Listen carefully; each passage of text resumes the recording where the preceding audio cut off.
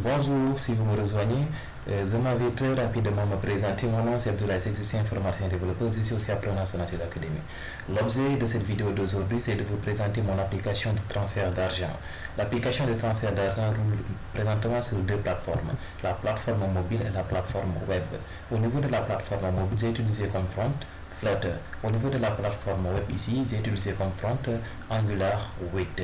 Sachez que ces deux plateformes-là se sont connectées en même temps dans mon API. L'API, c'est mon backend que j'ai programmé avec deux technologies, à savoir Symfony 4 et API Plateforme.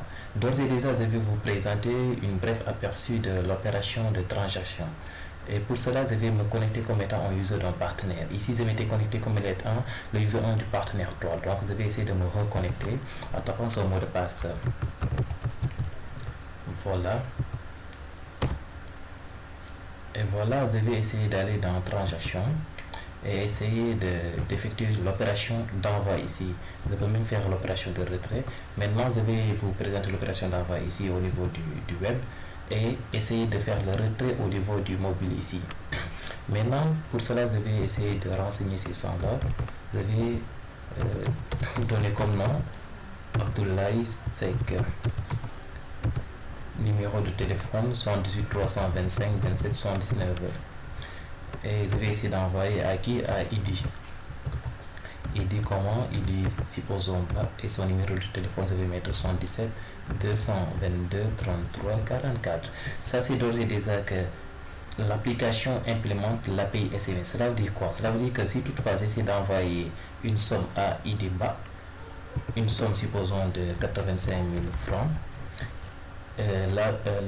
l'application va lui envoyer automatiquement un SMS qui va lui signifier qu'il a reçu un montant de 85 000 francs venant de Abdoulaye Seck.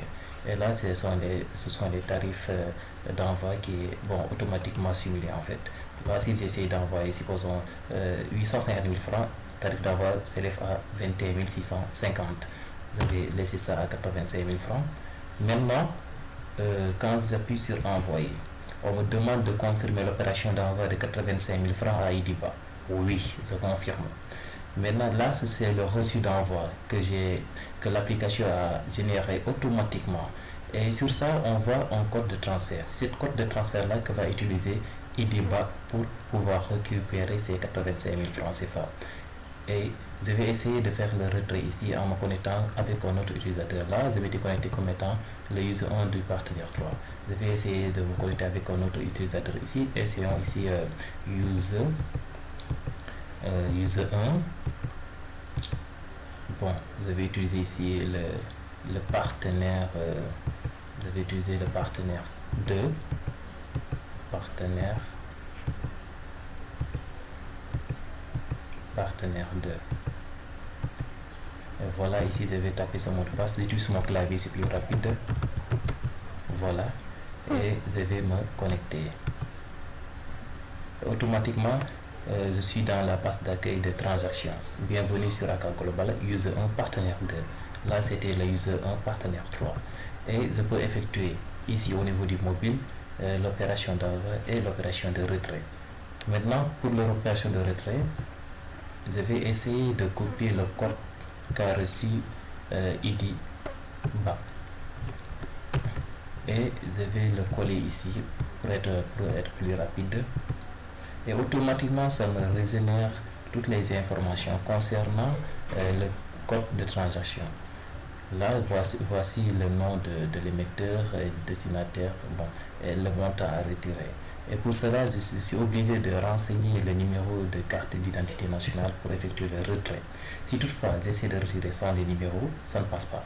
Donc je suis contraint de mettre le numéro de carte nationale d'identité. Bon, je vais taper ça, par exemple 66 1999 0033 333, ok. Et je vais effectuer l'opération de retrait. On me dit que retrait réussi. Montant 85 000 francs, retrait avec succès. D'accord? Maintenant, si toutefois j'essaie encore d'effectuer le même retrait avec le même code, qu'est-ce que ça va dire? Là, c'était bon, le reçu, je peux l'imprimer. Le reçu d'envoi, je peux l'imprimer. Ou bien bon, pour aller plus rapidement possible, je vais essayer de faire le même retrait avec le même code de retrait pour essayer de voir qu'est-ce que cela va dire.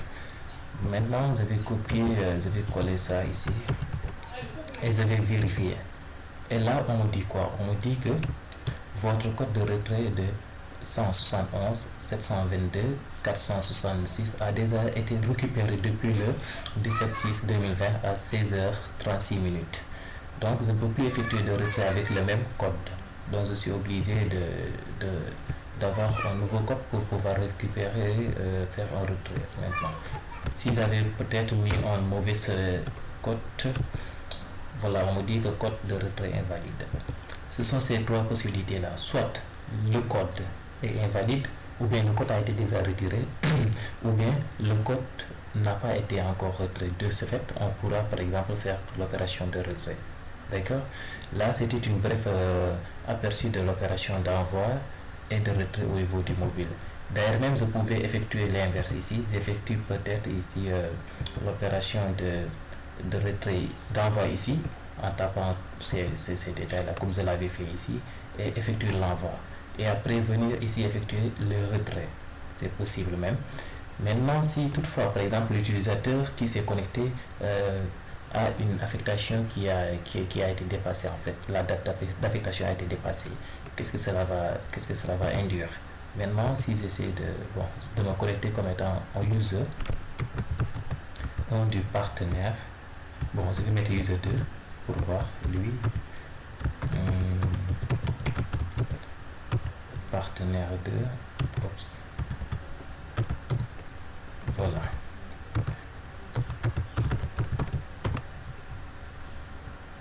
Et voilà, j'ai effectué l'opération de transaction. On me dit que l'affectation a expiré. C'est normal, vu qu'ici on m'a dit que fin d'affectation c'est le 25/6/2020, alors qu'on est le 17 juin. Donc cet utilisateur-là ne peut pas effectuer de transfert si toutefois son affectation n'a pas été renouvelée. Donc c'est ça l'opération d'envoi et de retrait que je voudrais vous présenter avec les deux plateformes, la plateforme mobile et la plateforme web. C'était un plaisir de faire cette vidéo.